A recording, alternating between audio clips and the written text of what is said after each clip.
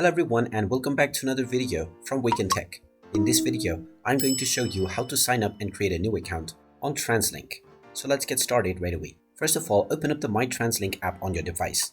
And if you're opening it up for the first time, you will see the Get Started button, which you can tap on, and you might be asked to allow your location access. After proceeding forward, you will be taken into the home page within the plan menu, from which you can directly enter your preferred location to start traveling. Now, in order to sign up and create a new account, tap on the More option at the bottom right corner, and now you will see Go Card Account. Tap on this, and you will be taken into your Go Card page, from which you will see the Register My Go Card button. You can simply tap on this button, and you can enter the credentials that the website asks for. And once you have entered all of your information, and the information has been verified, you will be able to set up your username and your password. After setting both of these, your account will be signed up, and your Go Card will be linked onto your Translink account. And there you have it.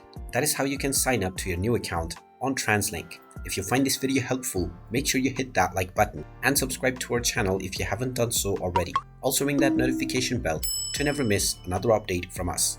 Thank you for watching, and I will see you again in the next video.